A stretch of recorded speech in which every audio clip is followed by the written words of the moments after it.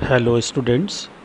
अब तक हम लोग परम्यूटेशन एंड कॉम्बिनेशन के 9 पॉइंट्स ऑलरेडी डिस्कस कर चुके हैं। तो अब आगे बढ़ते हैं। Let's start with 10th point. 10th point है number of ways for distribution of n distinct objects among r person और प्लेसेस। यानी कि n डिस्टिंक्ट ऑब्जेक्ट्स को r लोगों में डिस्ट्रीब्यूट करने के या बांटने के टोटल कितने तरीके हो सकते हैं। अब इससे पहले कि हम इन तरीकों को निकालने की कोशिश करें, पहले ये समझना ज़रूरी है कि what is basically difference between an arrangement and a distribution. Arrangement, for example 10 students में से किन्हीं भी 5 स्टूडेंट्स को एक लाइन में अरेंज करने के तरीके कितने होंगे। And distribution, for example 10 chocolates को 5 स्टूडेंट्स या 5 प्लेसेस पर डिस्ट्रीब्यूट करने के तरीके कितने होंगे। अब जब हम अरेंजमेंट करेंगे तो हर अरेंजमेंट में 10 में से एग्जैक्टली कोई 5 स्टूडेंट्स ही अरेंज किए जाएंगे, लेकिन जब हम डिस्ट्रीब्यूशन करेंगे तो हर डिस्ट्रीब्यूशन में सारी की सारी 10 चॉकलेट्स बांट दी जाएगी। किसी भी अरेंजमेंट को बनाते समय एक समय पर एक जगह पर एक ही ऑब्जेक्ट आ सकता है। फॉर एग्ज़ाम्पल, जब भी हम किसी क्लासरूम में स्टूडेंट्स को अरेंज करते हैं तो एक जगह पर कितने स्टूडेंट्स होते हैं? केवल एक। अब एक ही जगह पर एक से ज़्यादा स्टूडेंट तो नहीं हो सकते हैं, लेकिन डिस्ट्रीब्यूशन करते समय एक ही जगह पर एक से ज़्यादा ऑब्जेक्ट्स डिस्ट्रीब्यूट हो सकते हैं। इवन ये भी हो सकता है कि कोई जगह ऐसी है जिसको आपने कोई भी ऑब्जेक्ट नहीं दिया। फॉर एग्ज़ाम्पल, जब हम एक क्लास में कुछ चॉकलेट्स डिस्ट्रीब्यूट करते हैं तो हो सकता है कि हमने एक ही स्टूडेंट को एक से ज़्यादा चॉकलेट्स दे दी हो। एंड इवन ये भी हो सकता है कि कोई स्टूडेंट ऐसा हो जिसको हमने कोई भी चॉकलेट ना दी हो। जब भी हमें अरेंजमेंट करना होती है तो हम सबसे पहले ये फिक्स करते हैं कि हमारे पास प्लेसेस कितनी हैं, और उसके बाद हमें ये तय करना होता है कि किस प्लेस को अरेंज करने के लिए हमारे पास ऑब्जेक्ट्स कितने अवेलेबल है। फॉर एग्ज़ाम्पल, अगर मुझे कुछ स्टूडेंट्स के लिए एग्ज़ाम की सीटिंग अरेंजमेंट बनानी है तो मुझे सबसे पहले क्या चाहिए? बेंचेस, यानी कि प्लेसेस। तो सबसे पहले मैं बेंचेस या प्लेसेस फिक्स करूंगा और उसके बाद ये डिसाइड करूंगा कि किस बेंच पर या किस प्लेस पर कौन स्टूडेंट बैठेगा। यानी कि अगर मुझे अरेंजमेंट करना है तो सबसे पहले प्लेसेस फिक्स करना है और फिर ये डिसाइड करना है कि किस प्लेस को अरेंज करने के लिए मेरे पास कितने ऑब्जेक्ट्स अवेलेबल है। वहीं पर जब भी हमें डिस्ट्रीब्यूशन करना होता है तो सबसे पहले हमें ऑब्जेक्ट्स फिक्स करना होते हैं और फिर ये तय करना होता है कि किसी भी ऑब्जेक्ट को डिस्ट्रीब्यूट करने के लिए मेरे पास प्लेसेस कितनी अवेलेबल है। फॉर एग्ज़ाम्पल, अगर मुझे प्राइज़ डिस्ट्रीब्यूशन करना है तो सबसे पहले तो मुझे प्राइजेस फिक्स करने पड़ेंगे। फॉर एग्ज़ाम्पल, सबसे पहले मुझे ये फिक्स करना पड़ेगा कि इस मैच में हम 3 प्राइज़ फिक्स कर रहे हैं, first prize, second prize and third price.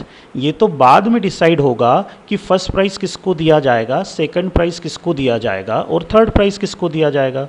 तो जब भी हमें डिस्ट्रीब्यूशन करना होता है तो सबसे पहले हमें ऑब्जेक्ट्स फिक्स करने होते हैं और उसके बाद ये तय करना होता है कि किस ऑब्जेक्ट को डिस्ट्रीब्यूट करने के लिए मेरे पास कितने प्लेसेस अवेलेबल है।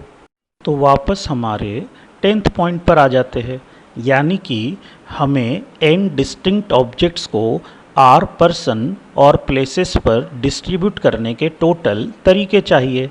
तो सबसे पहले हमें क्या फ़िक्स करना है? ऑब्जेक्ट्स फ़िक्स करना है। तो सबसे पहले हम अपने n ऑब्जेक्ट्स फ़िक्स कर लेते हैं और अब हमें ये डिसाइड करना है कि किसी भी एक ऑब्जेक्ट को डिस्ट्रीब्यूट करने के लिए हमारे पास कितने ऑप्शंस अवेलेबल है। तो फर्स्ट ऑब्जेक्ट को डिस्ट्रीब्यूट करने के लिए हमारे पास कितने ऑप्शंस अवेलेबल है? r। हम फर्स्ट ऑब्जेक्ट को r में से किसी को भी दे सकते हैं।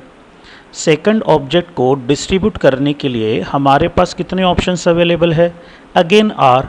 सेकंड ऑब्जेक्ट को भी हम आर में से किसी को भी दे सकते हैं।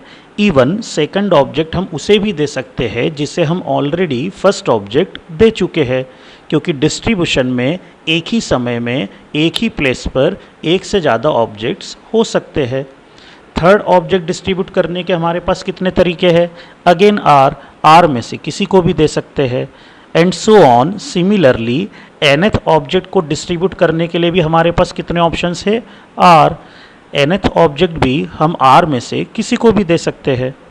अब सवाल ये उठता है कि ये सारे केसेस डिपेंडेंट है या इंडिपेंडेंट है, क्योंकि अगर डिपेंडेंट है तो मल्टीप्लाई करने पड़ेंगे और इंडिपेंडेंट है तो ऐड करने पड़ेंगे।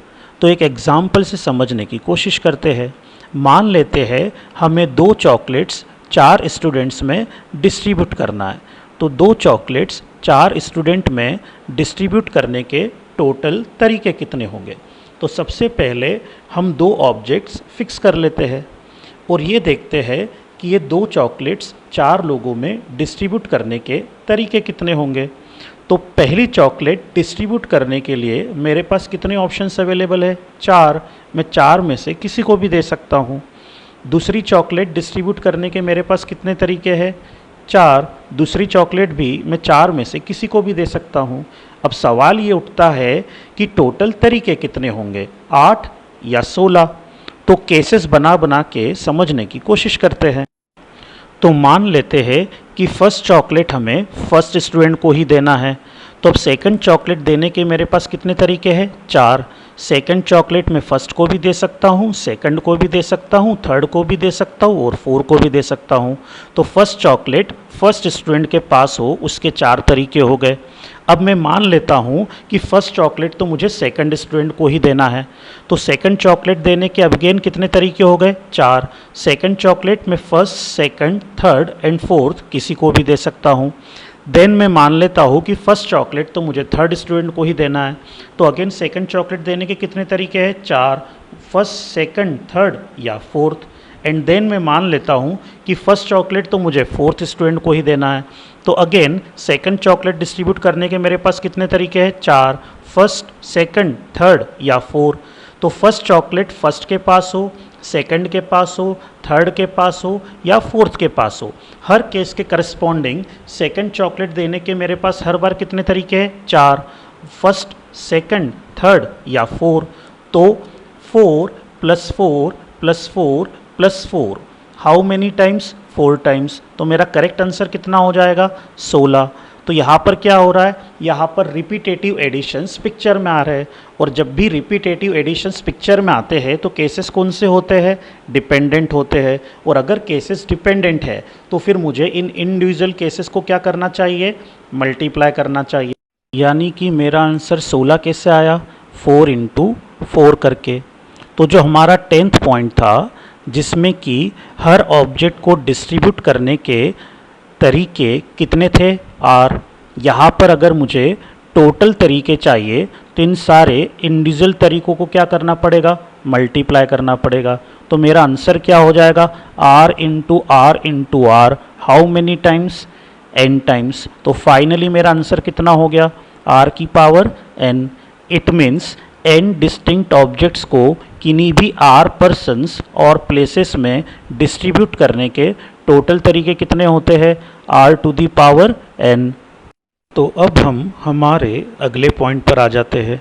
Number of ways for distribution of n identical objects among r persons और प्लेसेस। तो एक एग्जाम्पल से समझने की कोशिश करते हैं कि डिस्टिंक्ट ऑब्जेक्ट्स और आइडेंटिकल ऑब्जेक्ट्स को डिस्ट्रीब्यूट करने में आखिर फ़र्क क्या है। फॉर एग्ज़ाम्पल, अगर मुझे 4 distinct objects A, B, C और D को 2 लोगों में डिस्ट्रीब्यूट करना है तो क्या होगा? ये हो सकता है कि पहले पर्सन को चारों ऑब्जेक्ट्स मिल जाए और दूसरे को कुछ ना मिले। इसके कितने तरीके होंगे? 1। ये भी हो सकता है कि पहले पर्सन को 3 ऑब्जेक्ट्स मिल जाए और दूसरे को केवल एक ही ऑब्जेक्ट मिले। बट दूसरे को जो एक ऑब्जेक्ट मिल रहा है वो ए बी सी डी में से कोई भी एक ऑब्जेक्ट हो सकता है। तो इसके कितने तरीके हो गए? 4। फिर ये भी हो सकता है कि दोनों को दो दो ऑब्जेक्ट्स मिल जाए, लेकिन फर्स्ट पर्सन के पास कौन से दो ऑब्जेक्ट्स है? A B, A C, A D, B C, B D या सी डी। तो इसके कितने तरीके हो जाएंगे? 6। अब ये भी हो सकता है कि फर्स्ट पर्सन को एक ही ऑब्जेक्ट मिले, सेकंड को 3 मिल जाए, बट फर्स्ट पर्सन के पास वो कौन सा एक ऑब्जेक्ट है? ए बी सी या डी। इसके कितने तरीके हो जाएंगे? 4। और ये भी हो सकता है कि फर्स्ट पर्सन को कुछ ना मिले और सेकंड पर्सन को चारों ऑब्जेक्ट मिल जाए। इसके कितने तरीके हो जाएंगे? 1। यानी कि 4 distinct objects A B C और डी दो लोगों में बांटने के टोटल तरीके कितने हो जाएंगे? 16। अब मान लेते हैं कि हमें 4 आइडेंटिकल ऑब्जेक्ट्स दो लोगों में डिस्ट्रीब्यूट करना है।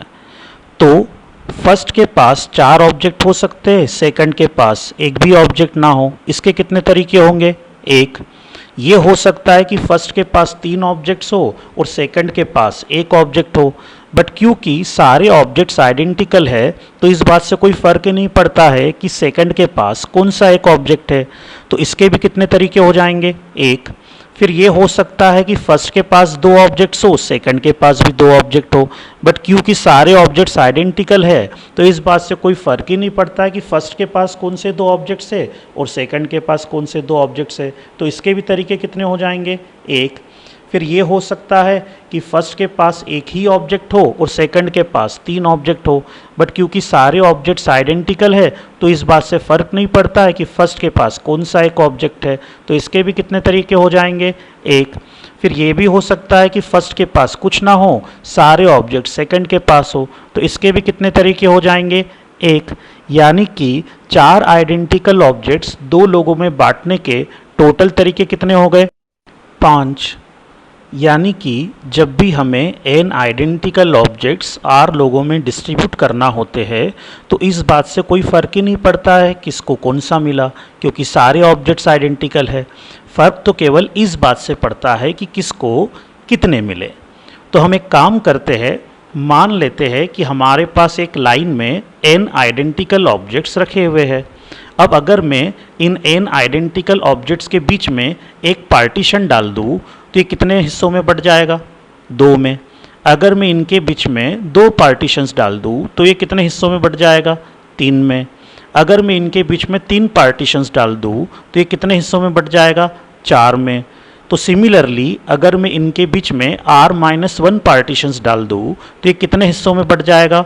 r हिस्सों में बट जाएगा। तो हम ये मान लेते हैं कि पहले हिस्से में जितने भी ऑब्जेक्ट्स दिख रहे हैं उतने ऑब्जेक्ट्स हमें फर्स्ट पर्सन को देना है। दूसरे हिस्से में हमें जितने भी ऑब्जेक्ट्स दिख रहे हैं उतने ऑब्जेक्ट्स हमें सेकंड पर्सन को देना है। और तीसरे हिस्से में हमें जितने भी ऑब्जेक्ट्स दिख रहे हैं उतने ऑब्जेक्ट्स हमें थर्ड पर्सन को देना है, एंड सो ऑन। आरथ हिस्से में हमें जितने भी ऑब्जेक्ट्स दिख रहे हैं उतने ऑब्जेक्ट्स हमें आरथ पर्सन को देना है।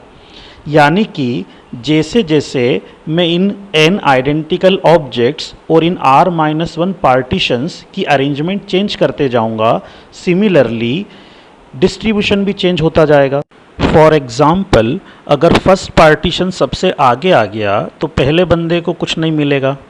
अगर कोई भी 2 पार्टीशंस एक साथ आ गए तो उनके बीच में जिसका भी हिस्सा था उस बंदे को कुछ नहीं मिलेगा। या फिर अगर सारे पार्टीशंस लाइन से आगे की तरफ आ गए तो सब कुछ आखिरी बंदे को मिल जाएगा, उसके अलावा किसी भी बंदे को कुछ नहीं मिलेगा। यानी कि n आइडेंटिकल ऑब्जेक्ट्स को r लोगों में डिस्ट्रीब्यूट करने के तरीके एग्जैक्टली उतने ही होंगे जितने तरीक़ों से हम n आइडेंटिकल ऑब्जेक्ट्स और r-1 पार्टीशंस को एक लाइन में अरेंज कर सकते हैं। अब सवाल ये उठता है कि n आइडेंटिकल ऑब्जेक्ट्स और r-1 पार्टीशंस को एक लाइन में अरेंज करने के तरीके कितने होंगे? तो वो हो जाएंगे n प्लस r-1 का factorial divide by n factorial into r-1 factorial. अब n फैक्टोरियल और r-1 फैक्टोरियल से डिवाइड क्यों करना पड़ेगा? क्योंकि जब भी ये n आइडेंटिकल ऑब्जेक्ट्स या r-1 पार्टीशंस आपस में प्लेसेस इंटरचेंज करेंगे तो उससे अरेंजमेंट को कोई फ़र्क ही नहीं पड़ेगा। अब ये जो n फैक्टोरियल है, इस n फैक्टोरियल को हम n plus r-1 minus r-1 का फैक्टोरियल भी लिख सकते हैं। तो अब ये एक्सप्रेशन कैसा दिखाई दे रहा है? n factorial divide by n minus r factorial into r factorial, और ये काई के इक्वल होता है n c r के, यानी कि हमारा आंसर कितना हो गया? n plus r-1 c r-1। इसका मतलब n आइडेंटिकल ऑब्जेक्ट्स को किन्हीं भी r लोगों में डिस्ट्रीब्यूट करने के टोटल तरीके कितने हो गए? n plus r-1 c r-1।